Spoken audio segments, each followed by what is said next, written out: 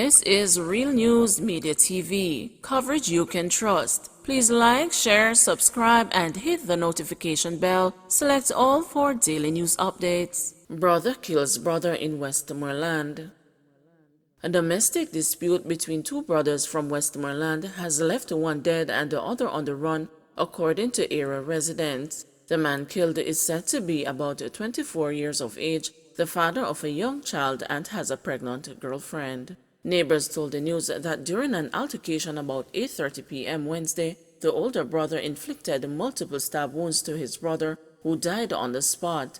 One resident, who only gave his name as Louis, said the brothers had a close relationship, so the deadly incident came as a surprise. The younger sibling, he said, had recently bought his brother a bike. "Two of them come on my shop come fix them bike since last week," he said, sorrowful. "More than never expect this." The argument was about a woman, Louis told the news.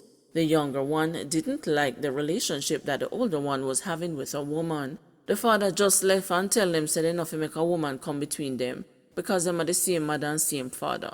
Their mother died 2 years ago. The police are investigating. Woman accused of killing her sister continues to evade cops. A woman who evaded a police dragnet in September after allegedly stabbing her 42-year-old sister, Josephine Martin, to death during an argument at a premises on Little Key Road in St. Andrew, remains on the run despite concentrated efforts by the cops to nab her. The police withheld the suspect's identity at the same time of the incident on September 21 and are still not ready to name her. According to Senior Superintendent of Police Marlon Nesbeth, who heads the St. Andrew Central Police Division, they may decide to publish her identity in short order if she does not turn herself in. Nesbeth appealed to members of her family to help convince her to come out of hiding. "She is still outstanding. Despite the efforts, she has been elusive. We are going to publicize her name and seek the assistance of the public to locate her. We want to advise her and, by extension, the family members that it would be in her best interest at this time to come in. It is only best that she follows the process and answer to the matter within the courts," Nesbeth told the news on Tuesday. After she allegedly stabbed Martin, cops received information which suggested that the suspect, who fled the scene, had sought refuge in an inner-city community near Little Key Road. However, she was not at the location when the police arrived. The police report was that Martin, who is referred to by her friends as Tanisha, allegedly had a disagreement with the sister, and it escalated into a fight during which a knife was used to cut Martin's throat. According to sources close to the family, the argument developed over Martin's niece, who allegedly had run away from home. Reminiscing on fun times he said he shared with Martin, a Portmore resident told the news that they were very close friends. Pointing to items inside his house, including a stove, a tent, and a pot, the man, who asked his name be withheld, said he shipped them into the island for himself and Martin to start a food and a drink business.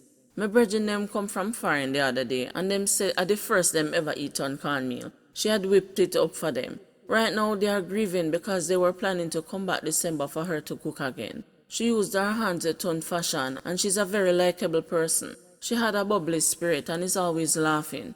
If music a play, she a dance and a laugh, and she was known to speak her mind," he said. Councillor calls for more cops at Barretown. Councillor for the Rose Hall Division, Anthony Murray, has called for more support for the police to allow them to tackle the crime problem in the Barretown area of his division. Barretown area needs a proper policing, Murray declared during the monthly meeting of the St. James Municipal Corporation last Thursday. At the Barretown Police Station, there is only one working service vehicle, which is inadequate, added Murray. He argued that the Toyota Axio motor vehicle, which is assigned to the Barretown Police, is less than ideal to cover the type of terrain in the areas that need policing. "We need additional vehicles and we won't relent until that happens," warned Murray. He later told the news that the cops need to do a lot more to reduce the increasingly worrisome level of crime in the community. Murray added that 2 policemen had been removed from the police station earlier this year, and his calls for their replacement have been in vain. I wanted them back, Murray said, adding that the area has been seeing a steady increase in criminal activity. There has been 3 shootings in Lilliput and 5 shooting incidents in Grinchpen in the past week. The police need to step up. We need to see more feet on the ground. He explained that there are more than 20 communities in the division and about 12,000 residents to be served. The communities that police stations service include Barretttown, Greenwood, Palmyra, Spot Valley, Rand Park, and Paisley. Staffing is inadequate in the division. In all, there are only 15 police officers and 2 detectives, he pointed out. I am recommending that they increase the number of policemen and women in the area. Bear in mind that they work on shifts, so at no time at all you will have all 15 working. I will not stop my calls until these issues are appropriately addressed, he said. Co-workers mourn victim of church ritual.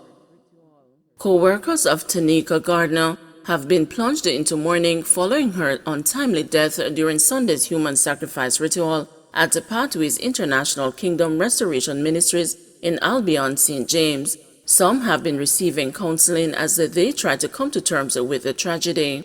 Gardner, an office attendant at Appliance Traders Limited in Montego Bay, was one of 3 people killed at the church in the bizarre ritual. 42 members of the church were arrested after the police, on their approach to the building, were reportedly fired upon.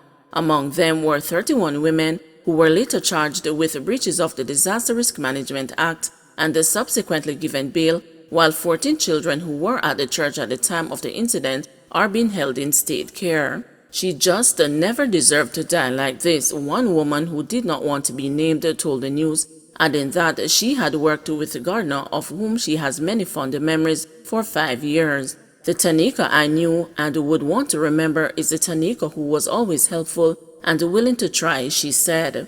The woman shared that Gardner, who oftentimes encouraged her colleagues to visit the church, was very committed to the faith and believed the leader was next to God. Thinking now, she was committed and she truly believed in the faith. If the pastor said to her, I want you to get 10 quarts of oil, she is going to get it. No matter where she's to get it from, she is going to get it, she said. It was where her heart was, whether or not it's a cult or whatever.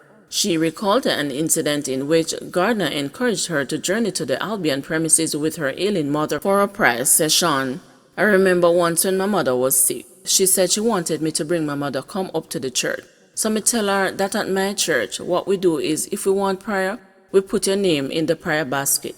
So when you go up there, you put her name. She said, I know, so it worked. So the very minute she told me those things, she couldn't convince me. So we didn't really talk about any more of our church, she explained.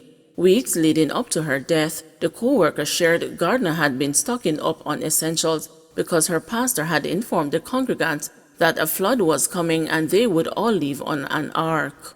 Even recently, she had been stocking up on kerosene oil and cooking oil. She told me that the pastor said they must buy brown rice because something is going to happen.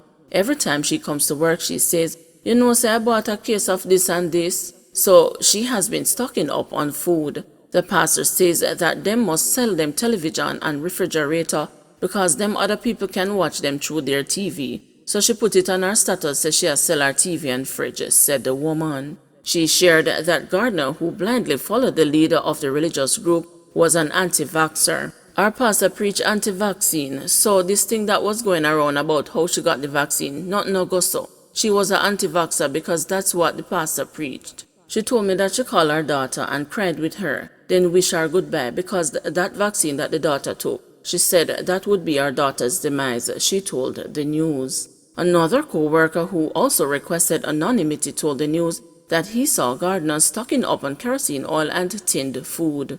I saw her getting the jugs, so I was thinking she was going to sell kerosene oil, but I wasn't sure. She was always saying that something was going to happen, so we must buy up tinned foods and all of those things. So she was always buying up things.